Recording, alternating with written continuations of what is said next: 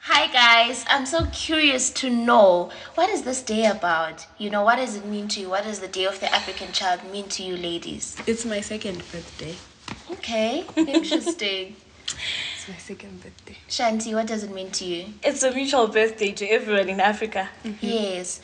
So the Day of the African Child represents the power that young people have, the influence that young people can have in the world, and how much they can be able to amplify their voices and say what they want to see and how they want to live their lives and demand their needs. So looking at it in the context of today, how can we say young people are still being able to do that? How are they still being able to embody that energy and that power and fight for their rights? I think just looking at where this whole idea came from is it just shows how much progress we've had when it comes to that whole ritual, because this is something that was birthed within an apartheid era where South African kids were rioting under the circumstances of colonization and everything. But then we come and we live in this society, of course, now where we are free, where we can have a YouTube channel, where we can do a lot of stuff and just advocate for ourselves and try and penetrate all these big spaces. I think that just shows our progress as young people and how much maybe this day has actually been significant to us. Wonderful. Yeah. I think that the Day of the African Child is more like a time whereby we get to celebrate our efforts as youth to be heard. She mentioned that it's a day that came from an incident that took place during the apartheid era, and to understand that someone actually decided to take a stand and see that they have rights. And see the need to take a stand for those rights. It's one thing to know that you have rights, and it's another to take a stand for those rights. That's so true and profound.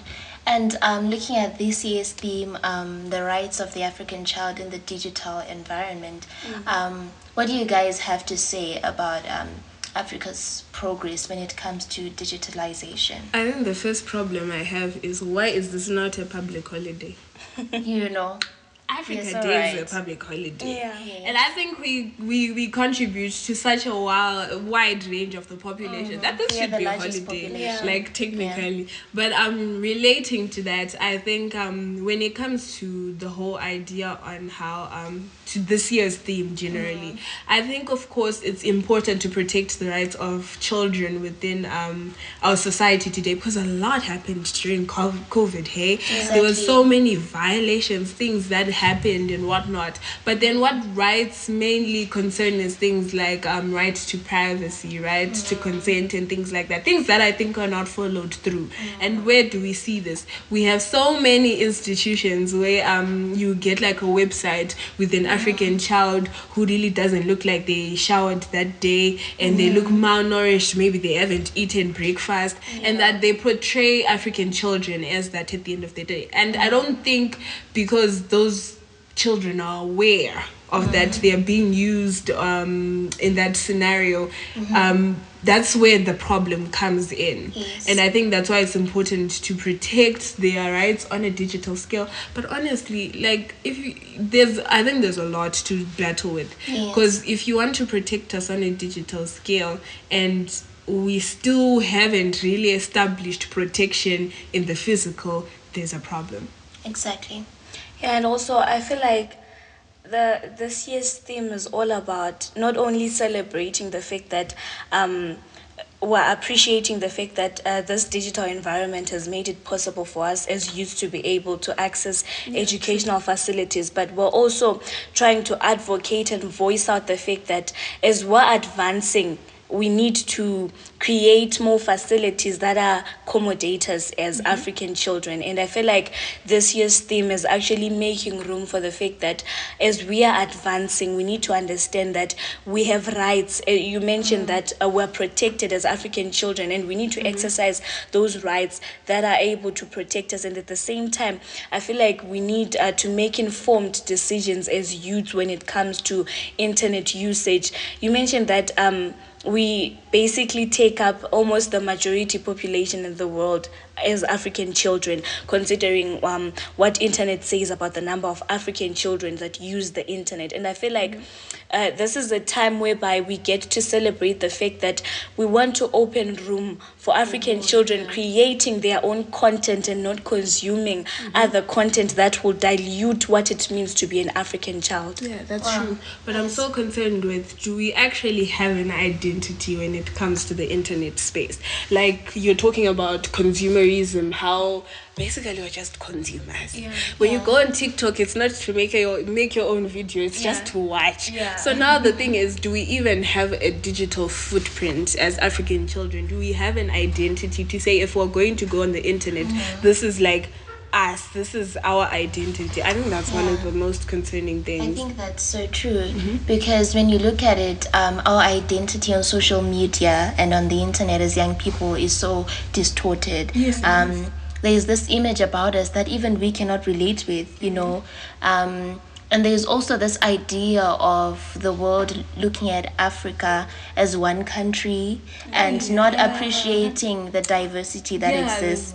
And people actually are ignorant and don't want to actually explore and know more about Africa as a continent, and know that there's over 50 countries, there's thousands of languages and cultures, and we're not just one collective country or group of people living under one leader, and all of those crazy ideas that we see people on social media asking. We live in the bush. Yes, that we live in the bush and we still wear animal skins and all of those things. So I think as an appreciation of African children, it's important for the world to take up the initiative to start to get to know who the African child is, beyond this image of poverty and no water and no food that is portrayed on social media.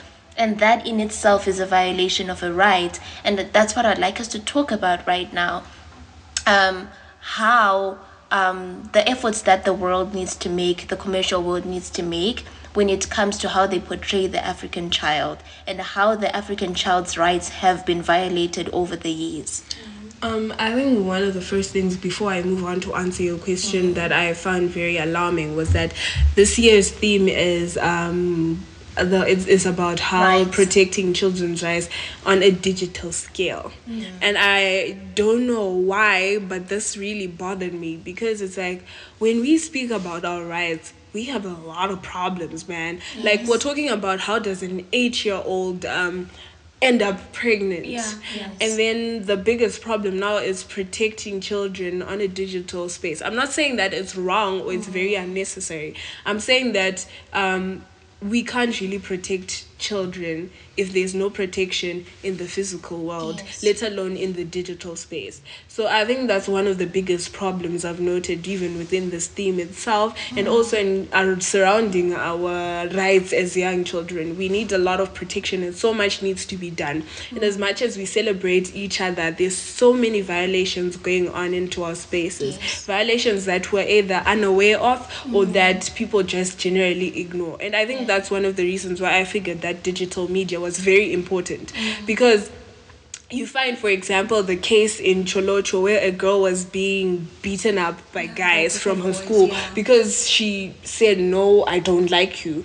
And those are things that would have never come out if there was no media to begin with. And I think that's a very big problem. It goes down to grooming, it goes down to policies, it goes down to police enforcement itself. So I think it's a lot of issues, in as much as we want to celebrate each other and the progress we've done, because trust me, there's a lot of progress as well. But then it's also very important to note some of these issues and try solve them, because then we have more to celebrate on this day. Exactly. I totally agree with Hazel, because I feel like if we're talking about this Day of the African Child, let's not be quick to jump at the theme. Rather, I'm not saying the theme is not important, but I'm saying let's take a quick memory travel if we think about how the day came about, if we think about why they decided to commemorate the day, it's so that we take time as Africans to actually look back and say, as youths, we have an identity. You mentioned that. Do we even have that identity to begin with in the digital world? And we're saying that we need to actually look back and say, okay, this is why they decided to do the uprising. This is why they decided to take a stand. So if we're building up an identity as African children, this is what we're building up upon. We're building up on the fact that as African, because during that time it was during white leadership, right? But now we're under black leadership, and we're saying that as black children being led by our black parents, because this whole leadership style rather starts in an African setup in a home, right? Whereby the father is the head of the house with the parents and the children and stuff like that. And we're saying that parents are setting an example for children to walk in, and we're saying that the same path that the parents are leaving is the same path that the children are supposed to look up to and actually make informed decisions to say, this is a future that we're looking up to, this is an example that we want to take after, and this is an identity that we want to build upon. True. And with what you've said, it gives me a certain line of thought. What made those youths in South Africa get on those streets and fight for their rights? It's because they were unheard. It's because they were not being represented properly. It's because they were not being delivered the quality education that they wanted. So it's really sad how young people always have to go the extra mile before they are actually looked at as eligible or adequate members of society who can sit at tables where decisions are made. So even now when we look at it, when we look at digitalization and we're linking it to education, young people now in Africa are learning digitally to some extent, but how many of those children actually have access to phones, have access to laptops, have access to computers in their schools? The population is so small, and at the same time there's this huge demand for us to venture into e-learning. But how do you set a standard like that when the amount of resources that is being directed towards children being able to do that is not matching your goal? So this really speaks to how, what you said, Hazel, how we can set a theme of saying we're protecting the rights of the African child, including the educational rights, when we are not yet looking at how many children actually have the resources catered for. Yes, have the resources catered for. And this means that when we're now looking at the theme as a continent, and with all the institutions that are going to run with this theme throughout the year, which population is going to be addressed?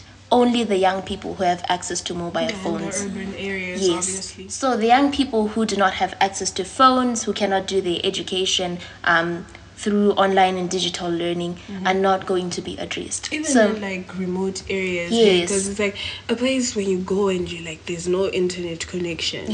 You can't even make a call, let alone school. And with all this continuous assessment learning that is there in our country right now, a lot of young people are being left behind, and there is no provision of quality education because of such. So, which then speaks to how our theme, rather, according to me, should be structured in a way that first addresses the importance of digitalization penetrating more into the African continent. That's true. Before we talk about rights. Definitely. I think we need to explore that. We need to explore a lot of things, honestly, guys. There's a lot of things going on for young girls and boys within our society, for African children in general, that there's a lot. Although we accept that protection is a very important measure, like you're saying, but then we also need to prioritize the fact that do these things even exist for the African child? Have we catered for all their needs? I'm telling you something like rights of digitalization, when education is like the basic rights of every human being. But I can tell you there's so many kids dropping out of school, so many girls will tell you I didn't go to school because I didn't have pads, I did this or whatever. There's e-learning, I don't even have a gadget, I don't have an internet connection whatsoever. So I think there's so many problems that at the end of the day, I don't know, I don't want to say that the whole issue on digitalization was very relevant. I think it was very relevant to an extent, but I think there's also bigger problems that we need to tackle in when it comes to the Day of the African Child, and also just. I think I don't want to sound negative, so I'll probably just say we also really need to celebrate. There's a lot of interesting people coming up in the digital atmosphere. Like, I didn't tell you about Spogushe because I like her. You know, there's this like where we never thought that would have an African influencer. But it's all these people that are stepping up, you know, into the space, and they are being, you know, impactful through digital media. And I think that's one of the great things. And we need to make sure that it's a safe environment for them and everyone else. So, yeah. Shanti, do you have something to say? I want to say that I feel like also we should also celebrate and appreciate conversations like this that actually talk about the Day of the African Child, because you would be surprised that there's very limited people that actually know when the day is. Actually, other people don't even know that the day actually exists, you know, but we need to take time to talk about days like this. We need to take time to appreciate and also recognize, you mentioned Spogushe, we need to recognize our African influencers that are taking up in this digital space, you know. I also discovered that we have someone here in Zimbabwe who's actually doing robotics. You know, I recently discovered Uchi robotics is something that's so real, and I didn't know all that, you know, and I was so surprised that someone here in Zimbabwe, an African, a black person just like us, is actually discovering all these things, and it's because someone actually took a stand and said, we have rights as African children. We deserve to be heard, and we deserve to make informed decisions. That's really powerful. We deserve to be celebrated. Exactly. I repeat, it should be a public holiday. Yeah, because, you know, I think young people are really trying to make strides nowadays, because, you know, when you open your phone and you open your Instagram, your Facebook, it's something weird to come across someone who's an African who's doing something. A lot of the content that we receive here in Africa, you know, makes us consumers. There's a lot of consumerism. But if I, like Shanti said, if I see my fellow classmate or someone in my city who's able to do robotics and go all the way overseas and competes, you know, on a global scale, she knows herself if she's going to watch this. And it's really amazing. You know, it makes me feel like, okay, I'm a creator too. I'm an innovator too, because someone else who's African, who's black, is doing it. But if we're only seeing content from other continents, from other people who are not of our race and do not live in our background and in our culture, we feel like ours in the world is to try and change ourselves and be like other people. But we are our own people, and I really appreciate all the young people who are taking the stand to embody the values and beauty of being an African. African kids matter. They do. And African children's rights are human rights. Thank you so much, guys, for watching our podcast. Thank you. And once again, happy Day of the African Child. Cheers. Happy birthday to us. to us as African children. You know what? I'm accepting birthday gifts. We are. All like of us literally. are.